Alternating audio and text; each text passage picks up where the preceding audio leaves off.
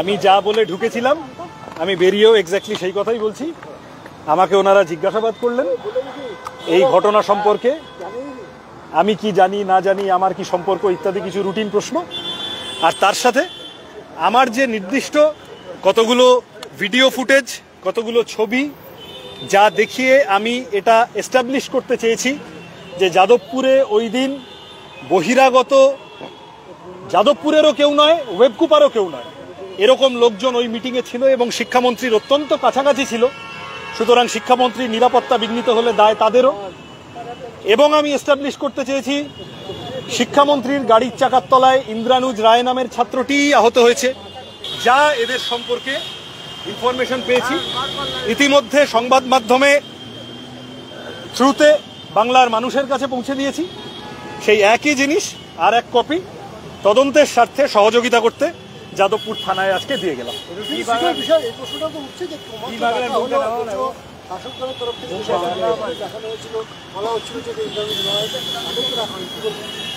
না, আমি তো এটাই প্রথম থেকে বলার চেষ্টা করছি, আমার লুকানোর কিছু নেই। আমাকে যতবার ডাকবে আমি ততবার তদন্তে সহায়তা করতে আসব। কিন্তু যারা তদন্ত করছেন তারা নিরপেক্ষ আছেন তো? যারা তথ্য বিকৃতি করলো সাংবাদিক সম্মেলন করে তৃণমূলের পক্ষ থেকে বা সোশ্যাল মিডিয়া পোস্ট ইত্যাদি করে, তাদের জিজ্ঞাসাবাদ করতে কেউ ডাকছে না। যে শিক্ষামন্ত্রীর গাড়ি ছাত্রের ওপর দিয়ে গাড়ির চাকা চলে গেল, সেই শিক্ষামন্ত্রী এবং তার অ্যাসোসিয়েটদের কেউ ডাকছে না। যে বহিরাগতরা ছিল টাইম অ্যান্ড এগেন দেখানোর পরেও, তাদেরকে কেউ ডাকছে না। যে তৃণমূল নেতারা মিনিটে মিনিটে, 1 মিনিটে বুঝে নেব, 30 সেকেন্ডে বুঝে নেব, 2 মিনিটে বুঝে নেব ইত্যাদি ইত্যাদি ইনস্টিগেশন ছড়ানো, প্ররোচনামূলক, উস্কানিমূলক কথা বলে চলেছেন, তাদেরকে কেউ ডাকছে না। আমাকে ডাকা হলো কেন?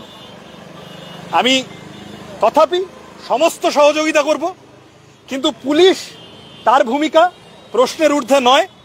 এটা তো আমরা হাইকোর্টের অবস্থান দেখেই বুঝেছি। ইন্দ্রানুজের প্রথম দিনের বক্তব্য ছিল যে আমার বয়ান রেকর্ড করার ক্ষেত্রে কিছু অসুবিধা করা হচ্ছে। কোর্টের বকা খেয়ে 3 দিন 4 দিন পরে ইন্দ্রানুজের কাছে যেতে হলো।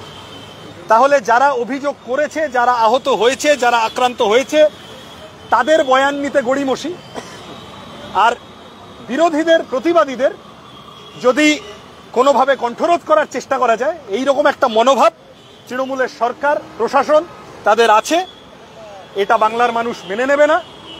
যাদবপুরের ছাত্ররা তাদের পাশে দাঁড়িয়ে এই গোটা ঘটনায় যারা অপরাধ করেছে, বাইরে থেকে এসে গুন্ডামি করেছে, এবং যে শিক্ষামন্ত্রী এইভাবে গাড়ি চালিয়ে দিয়েছেন ছাত্রের ওপরে, তার নৈতিক দায় নিয়ে পদত্যাগ করা উচিত, তার এবং তার অ্যাসোসিয়েটদের গ্রেপ্তার করা উচিত। এবং যে দাবি নিয়ে ছাত্ররা আন্দোলন করছে, ছাত্র ভোট, মোদ্দা কথাটা ভুললে চলবে না, সেই ছাত্র ভোট অবিলম্বে যাদবপুর সহ বাংলা জুড়ে করা উচিত। এই কয়েকটা কথা অতীতেও বলেছি, থানা থেকে বেরিয়ে আজকেও আবার তোমাদের সামনে বলছি, আগামী দিনেও বলে যাব। আমাকে ওনারা বলেছেন যে যদি ভবিষ্যতে লাগে আপনাকে ডাকবো।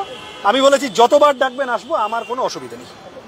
যাদবপুরে দেখা যাচ্ছে আবারও সেই মদের বোতল, মাদকদ্রব্য, এই সমস্ত কিছু যাদবপুর ক্যাম্পাসে। তোমরা যাদবপুরের মদের বোতলটা দেখতে পাও, আর যাদবপুরে গোটা দেশে যখন বিভিন্ন সময় এক্সেল করে যাদবপুরের ছাত্ররা, সেইগুলো দেখতে পাও না। না, এটা যারা দেখতে পাচ্ছেন সিলেক্টিভলি তাদের সমস্যা। আমার এখানে কিছু বলার নেই। যাদবপুর বিশ্ববিদ্যালয় দেশের মধ্যে 4 নম্বর এবং রাজ্যের মধ্যে 1 নম্বর বিশ্ববিদ্যালয় NIRF র্যাঙ্কিং। আমি বলছি সেই কারণেই যাদবপুরে মুক্ত চিন্তার পরিবেশ আছে, সেই কারণেই যাদবপুরের ছেলেমেয়েরা শাসককে প্রশ্ন করে, সেই কারণেই যাদবপুরের ছেলেমেয়েদের সম্পর্কে এই পরিমাণ কুৎসা, ঘৃণাবর্ষণ করা হচ্ছে শাসকের পক্ষ থেকে, কোনো মিডিয়ারও পক্ষ থেকে।